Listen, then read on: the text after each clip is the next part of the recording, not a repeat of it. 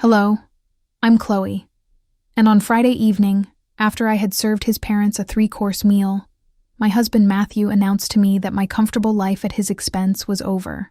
Those were his exact words, spoken in the same living room whose down payment was made with my grandmother's money. There are humiliations that don't feel like a slap, but like a slow poison that paralyzes you from the inside. Have you ever felt invisible in your own home, as if everything you do and contribute is worth absolutely nothing? Before I tell you about the scream my mother-in-law let out in my kitchen 2 days after this conversation, leave me a comment telling me where you're watching from and subscribe to the channel. Believe me, you don't want to miss what happens when a woman's patience snaps and she starts to bill for her services. It all began shortly after his parents, Eleanor and Walter, had left. Like every other Friday, they had come to visit, which in reality meant that I cooked and cleaned for 6 hours, just so Eleanor could inspect my house and make passive-aggressive comments about my hobby, graphic design. That evening, the topic was how we had managed to buy such a beautiful house in a good Boston neighborhood. Matthew, full of pride, completely failed to mention that 80% of the down payment came from my inheritance. No sooner was the door closed than he turned to me with a superior smile and dropped the bomb. Honey, starting with the next paycheck, we're going to have separate budgets. The comfortable life at my expense is over. He said it expecting me to break down and beg him, but I just felt an icy chill run down my spine. The injustice of his words hit me with the force of a revelation. I, who worked on my tablet until 2 a.m. to fulfill my freelance clients' orders. I, who managed every cent of the household, did the shopping, paid the bills, who decorated and furnished every corner with my own money and effort. I, who religiously prepared an almost banquet-like lunch for his parents every Sunday, only to then reap criticism about the seasoning of the roast. For him and for them, all this work was invisible, a simple marital duty. My financial contribution, though irregular, was a whim. My inheritance, a stroke of luck he seemed to have conveniently forgotten. In that moment, I realized that he didn't see me as his partner, but as a luxury employee whom he, on top of it all, believed he was subsidizing. I remember exactly the first time I felt that sting of invisibility. It was our first Sunday lunch in this house. I had spent 2 days preparing a festive pork roast from my grandmother's recipe. I was so proud. When Eleanor tasted it, her only comment was, "It's a bit dry. Next time, I'd better guide you so you can get it right." Matthew said nothing, just kept eating and nodded in agreement with his mother. From that day on, every Sunday became a test, an evaluation where I never got a good grade.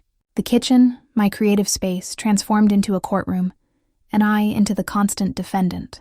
The luxurious quartz countertop, which I had chosen and paid for, seemed to mock me. A silent witness to my unrecognized effort and my growing resentment. So when Matthew hurled that sentence at me on Friday, he was expecting a scene. I saw it in his posture, in the way he tensed his jaw, that he had prepared for a fight.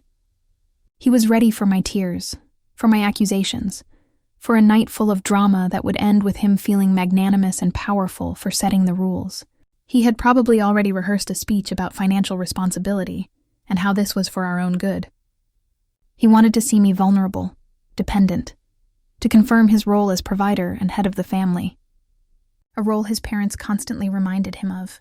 But that night, the woman he thought he knew, the one who silently endured criticism and strived to please, had simply vanished. Instead, an absolute calm took possession of me. It wasn't a conscious decision. It was more as if a switch had been flipped inside me.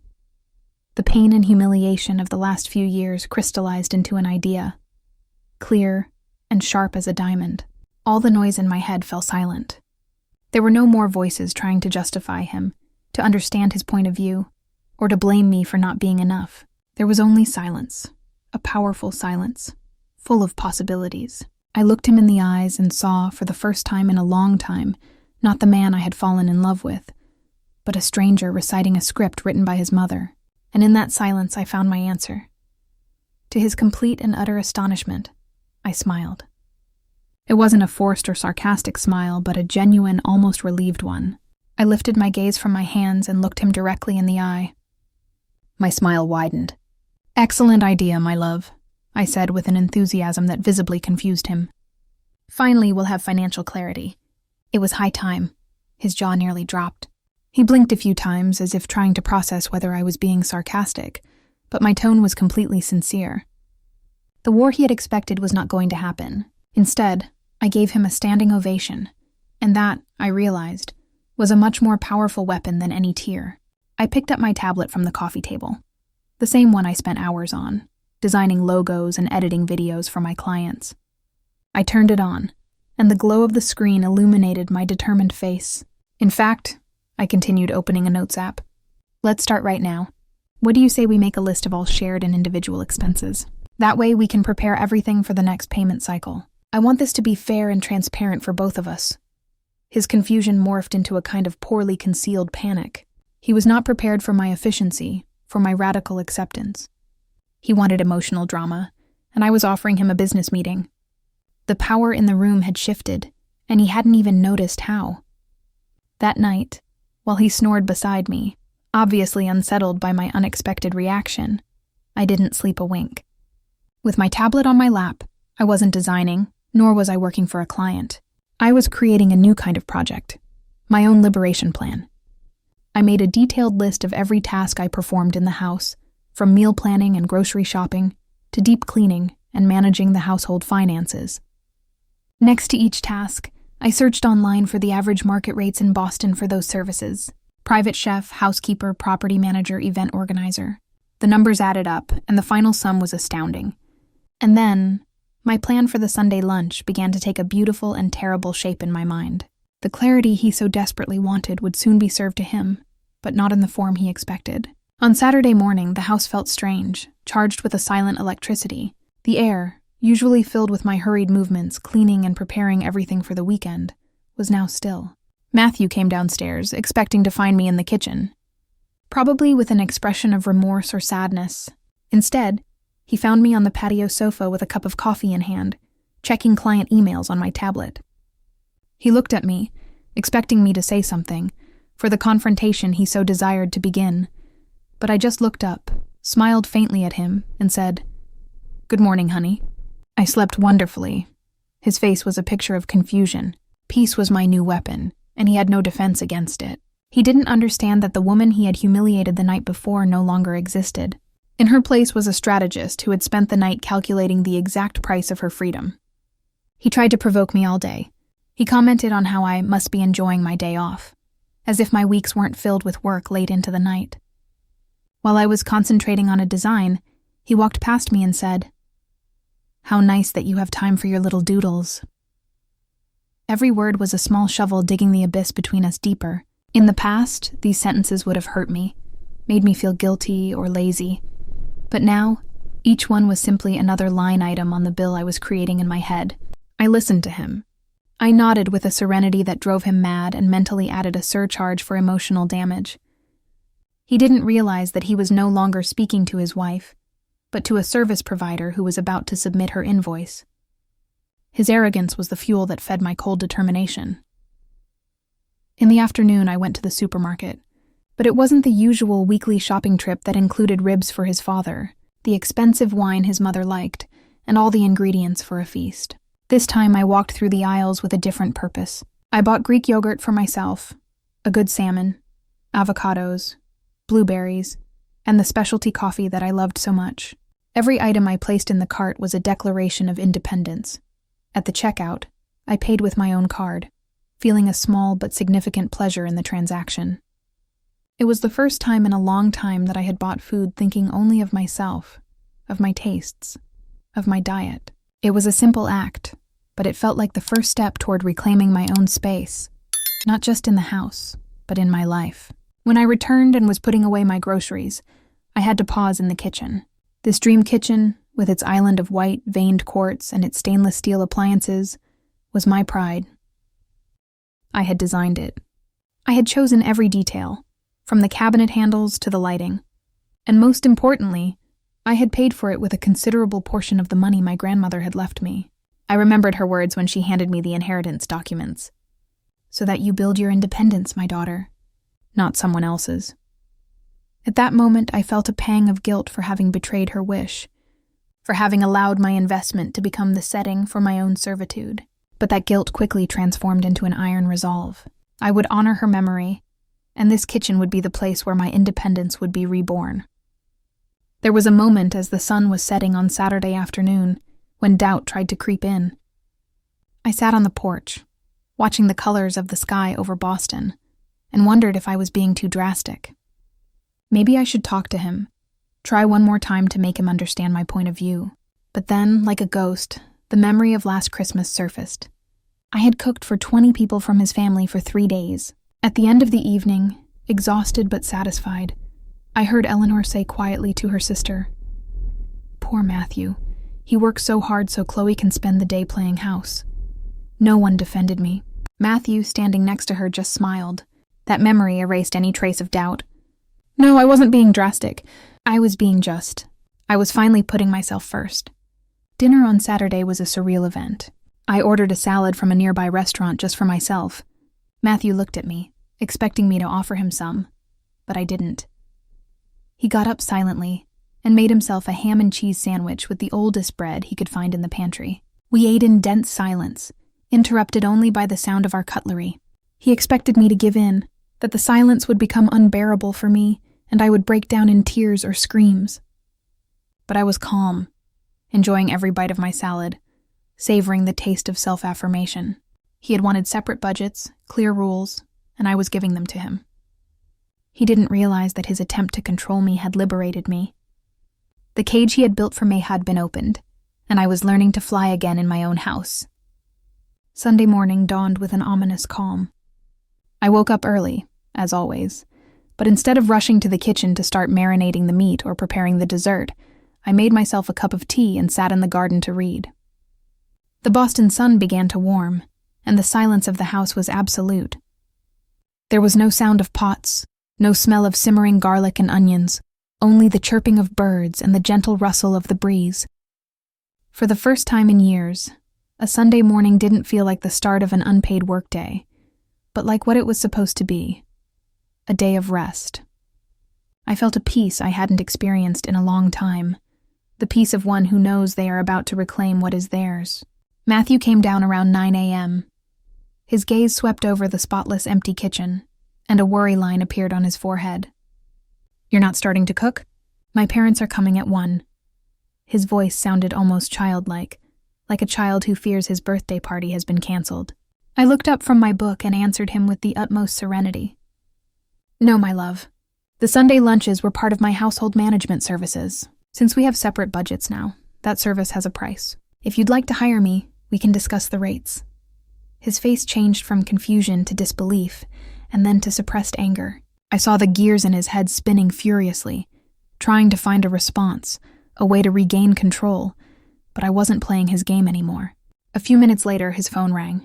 It was Eleanor, of course. I heard him speaking softly and tensely in the living room. "Yes, Mom, everything's fine." "Yes, of course. We're having something simpler today. A surprise." I heard the falseness in his voice, the barely concealed panic as he tried to keep up appearances in front of his mother. He, who always boasted about having everything under control, the provider and the master of his house, was now trapped in a web of his own creation. He hung up and looked at me with a fury I had never seen before. "Fix this, Chloe, immediately." His tone was no longer superior but desperate. But I just shook my head. "I'm sorry, Matthew. You set the rules." With a calm that surprised even me, I picked up my tablet, the same one he despised as my doodling toy. I opened the spreadsheet app where I had detailed my plan on Friday night. I created a new document with a clean professional layout, as if it were for one of my best clients. In the header, I wrote, "Invoice for culinary and host services." I began to itemize the costs. Menu planning, shopping for high-quality ingredients, preparation and cooking, estimated at 6 hours at a private chef's rate, table service, and subsequent cleanup. Each line had a monetary value based on real market prices in Boston. The sum was a beautiful, round, and absolute number. The tool of my hobby had become my instrument of justice. As the clock approached 1 p.m., I went to the refrigerator. I took out the salmon, avocados, and vegetables I had bought for myself. With methodical calm, I began to prepare my own lunch. At the same time, I took a roll of labels and a pen. I opened the Greek yogurt and stuck a label on it. "Property of Chloe." I did the same with my coffee, my fruits, my bottle of wine. It was a small, almost ridiculous act, but symbolically powerful. I was drawing a line, not just in the refrigerator, but in our life. He wanted separation, and I was giving it to him in the most visual and literal way. I heard his restless pacing in the living room, the sound of his footsteps measuring the time until the inevitable collision. The doorbell was about to ring and I was ready. The show was about to begin. The doorbell rang punctually at 1, a sharp, piercing sound that cut through the tense silence of the house like a knife. Every vibration seemed to run down my spine, not out of fear, but out of a strange, electrifying anticipation. It was the signal, the moment I had been mentally preparing for over the last 36 hours. I saw Matthew jump up from the sofa as if he had received an electric shock. His pale, sweaty face was a map of panic. He rushed to the door, smoothed his shirt, and tried to put on a smile that didn't reach his eyes. He was about to play the farce of the happy family, the man in control of his castle, without knowing that the foundations were about to collapse. And I, from the calm of my garden, felt like the director of a play whose final act was about to begin, with him as the involuntary, tragic protagonist. He opened the door, and the transformation was instantaneous. His voice became loud and cheerful, a false tone I knew all too well. "Mom, Dad, welcome, come in, come in." Eleanor and Walter entered with the familiarity of those who feel they own the place. Eleanor, dressed in a flawless white linen suit that probably cost more than my last design invoice, searched for me with her eyes and wrinkled her nose when she didn't find me. "How strange," she said loudly to no one in particular. "It smells like nothing in here today. Usually the smell of pork roast greets us at the door." Walter remained silent, as always, but his searching eyes scanned the living room, noticing the strange silence, the absence of the hectic activity that always preceded their arrival. The first stone had been cast, and I hadn't even had to move. Matthew, visibly sweating, tried to distract them. I wanted to surprise you today. Something different. Why don't you sit in the living room? Can I offer you something to drink? A wine, a whiskey?" His attempt to be the perfect host was pathetic. He never served the drinks. That had always been my job. Eleanor ignored him completely and placed her designer handbag on the sofa I had chosen and paid for. Her mission was clear, and she wasn't going to be distracted by a glass of wine. "First, I'm going to the kitchen to see how I can help Chloe. She's surely overwhelmed with this surprise." The word surprise dripped with sarcasm. To her, I was incapable of doing anything right without her supervision, and she was eager to find the flaw, to point out my incompetence, to confirm her own worth. With the determination of a general inspecting his troops, Eleanor headed for the kitchen. Matthew tried to intercept her, placing a hand on her arm. "Mom, that's really not necessary. I'll take care of it." But she dismissed him with an impatient gesture, as if he were an annoying child. "Don't be silly, Matthew. I know your wife. She needs help." And with that, she turned into the hallway. From my spot in the garden, through the glass door, I had a perfect view of the scene. I saw Matthew's stiff back, the helplessness in his slumped shoulders. I felt no pity for him. I felt strangely vindicated. He had unleashed this storm with his arrogance, and now he had to face the hurricane-force winds of his own mother. The calm I felt was almost supernatural. It was the calm of knowing that, for the first time, I had absolute control of the script.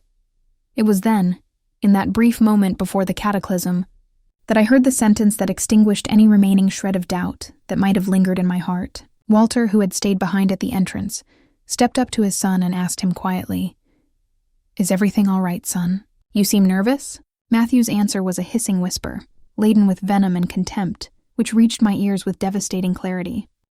"It's nothing, Dad. She's just throwing one of her dramas again. I had to set a boundary with her about money. It'll blow over when she realizes she can't live without my credit card." Every word was another nail in the coffin of our marriage. It wasn't a misunderstanding. It wasn't an argument. It was the pure and simple conviction that I was a burden, a parasite. And in that moment, my plan ceased to be a lesson and became a verdict. Eleanor entered the kitchen. The silence that followed was more eloquent than any word. I could picture the scene perfectly, her eyes scanning the empty, gleaming quartz countertops, the stainless steel sink, dry and without a single dish, the stovetop cold, the cabinets closed. A spotless, perfect but lifeless space, a showroom kitchen, not the operations center of a Sunday feast. She expected the smell of spices, the heat of the oven, the sound of a simmering pot. Instead, she found the sterile silence of a broken promise. I sensed her initial confusion, the search for a logical explanation. Maybe the food was in the oven on the porch. Maybe everything was ready, and I was just waiting for the moment to serve. But the absolute stillness of the place must have slowly eroded that logic. And then came the scream. It wasn't a scream of surprise, but an outcry of pure, indignant rage. A shrill sound that tore the air and seemed to make the walls of the house vibrate. It was the scream of a queen whose command had been defied, of a matriarch whose tribute had not been delivered. Immediately, I heard the hurried steps of Matthew and Walter running toward the source of the scandal. They entered the kitchen and found Eleanor standing in the middle of the tile floor I had chosen, her face crimson, a trembling finger pointing at the refrigerator. Her expression was a mixture of disbelief and fury, as if she had discovered an act of treason instead of an empty kitchen. The show had reached its first climax. Matthew's face contorted. He went from confusion to panic and then to cold rage as his eyes finally found me. I was standing in the doorway to the garden, observing the scene with a calmness that must have seemed inhuman to him. In my hands, I held my tablet, my work tool, my little doodle toy. The screen was on, emitting a soft light. The tension in the room was so thick you could cut it. Walter looked from his wife to his son and then to me, trying to piece the puzzle together. But Eleanor didn't need any more pieces.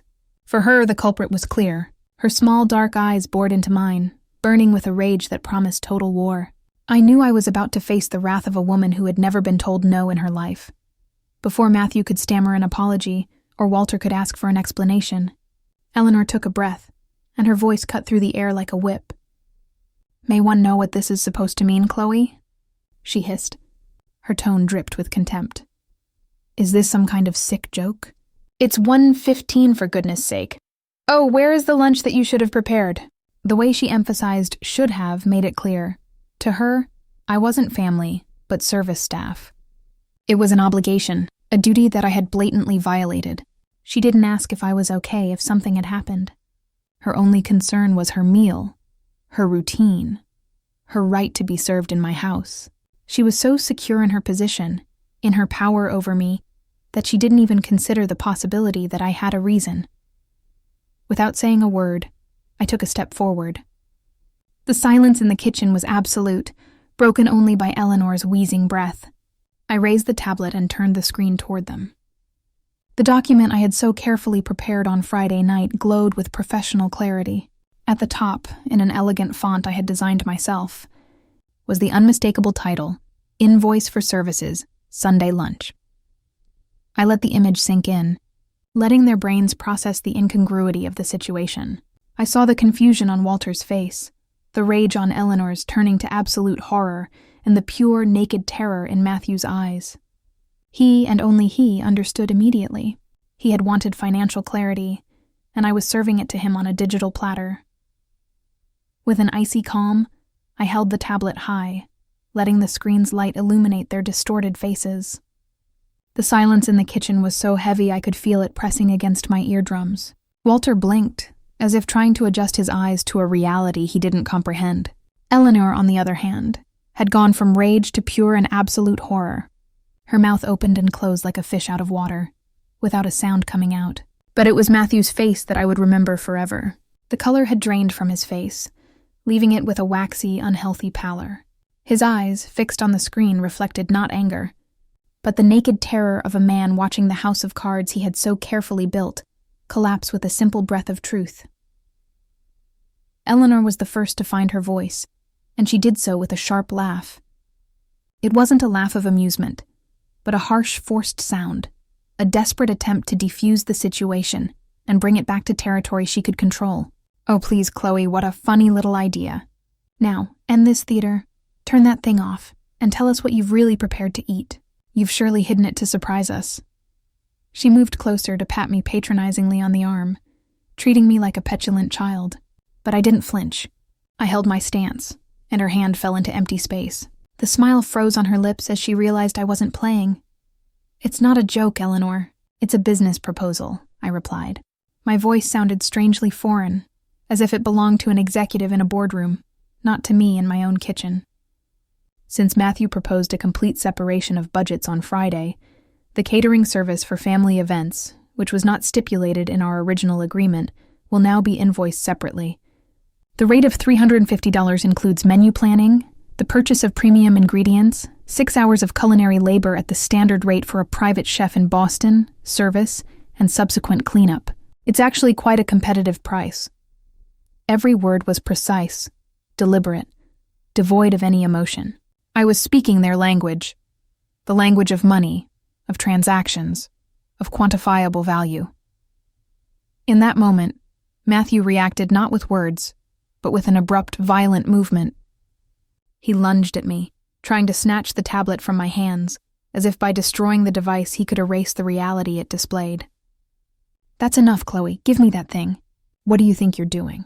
You're embarrassing us in front of my parents." His voice was a low growl, charged with impotent rage, but I had anticipated his move. With a simple step back, I pulled the tablet out of his reach. I looked him directly in the eyes without fear, without hesitation. The woman who would have recoiled from his anger no longer existed. In her place was a steel-like calm that seemed to irritate him even more than my invoice. "Embarrassing?" I repeated. My voice was quiet but cutting, echoing in the tense silence. "Let me explain what's embarrassing, Matthew. What's embarrassing is that you stood in this room and told me my comfortable life at your expense was over. Do you know what's even more embarrassing? That you said it while standing on a floor I paid to have installed, in a kitchen whose appliances I bought with my money, in a house whose 80% down payment came directly from my grandmother's inheritance." I paused, letting every word land with the force of a hammer. "That's not embarrassing, Matthew. That's an audit, one that you yourself requested." The impact of my words was visible. Walter took a step back, looking at his son with an unreadable expression. The narrative of the successful son supporting his artist wife had just been torn to shreds. A deathly silence filled the room. The explicit mention of the inheritance was taboo, a known but never discussed fact, because it contradicted the success story they had built around Matthew. Eleanor looked at me with newly kindled hatred. I was no longer just an impertinent daughter-in-law. I was an existential threat to her family's image. "Don't you dare!" she hissed, regaining some of her combative composure. "After everything we've done for you, we opened the doors of our family to you, gave you a name, a place. You are an ungrateful, ill-bred viper." She tried to use her usual weapons: guilt, shame, the supposed status they had bestowed upon me. But those bullets didn't wound me anymore. My bulletproof vest was made of truth and self-respect. Completely ignoring her tirade, I turned, deliberately slowly. I walked to the refrigerator, the same one containing my carefully labeled groceries. I opened it, and the internal light illuminated the labels with my name, a small army of reminders of my new independence. I took out a bottle of sparkling mineral water, one of the expensive brands Matthew always considered an unnecessary expense.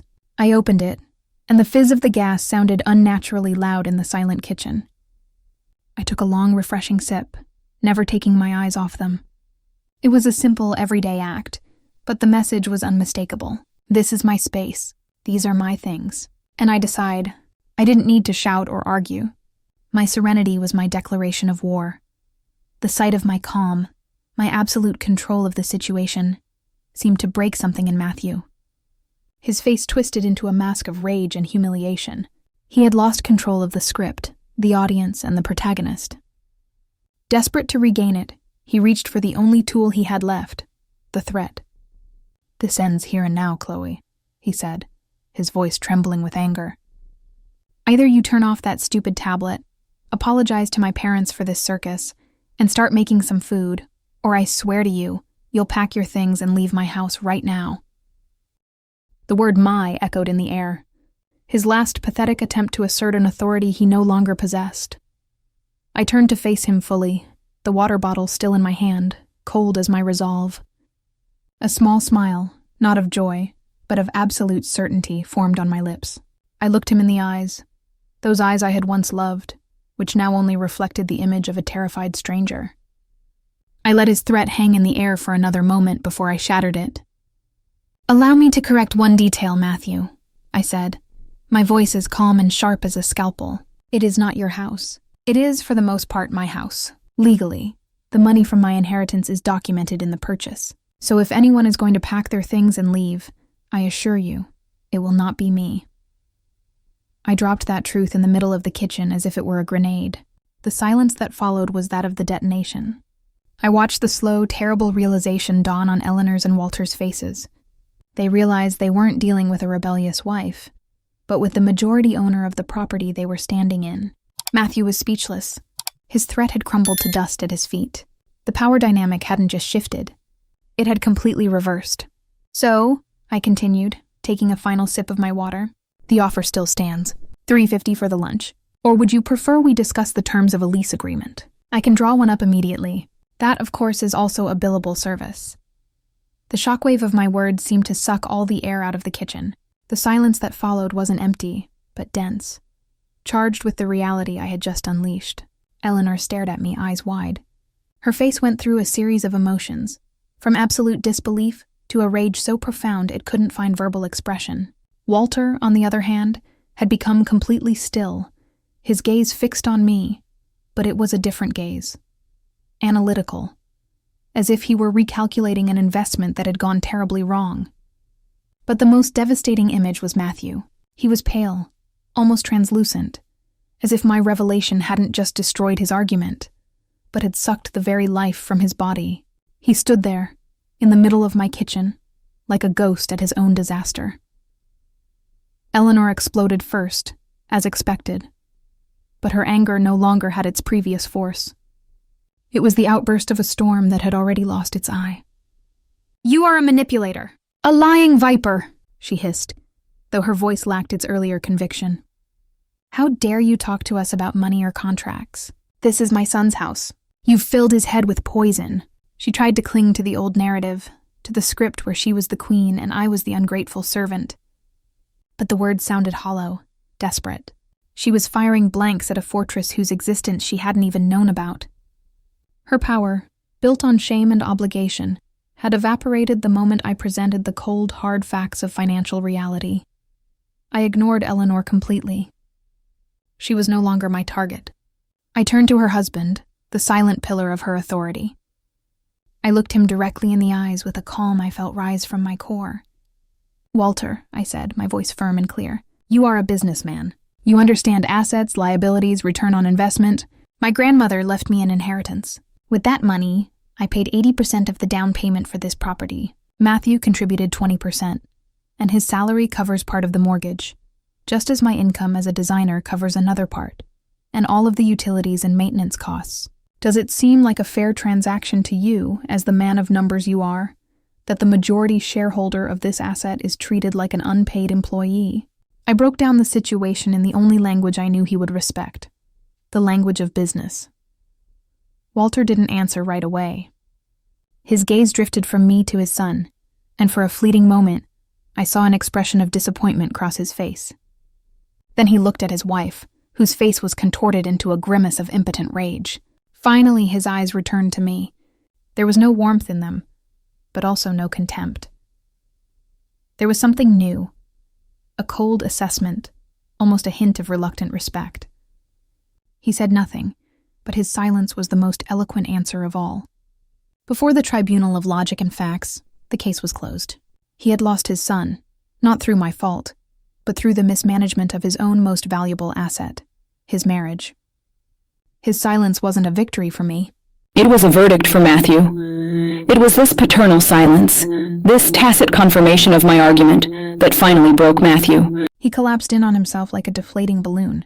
All the arrogance and anger were replaced by a dejected desolation. He ran his hands through his hair, avoiding my gaze, avoiding everyone's gaze. "Enough, Chloe," he whispered, his voice broken and barely audible. "You win. Is that what you wanted to hear? You win. You've ruined Sunday. You've ruined everything."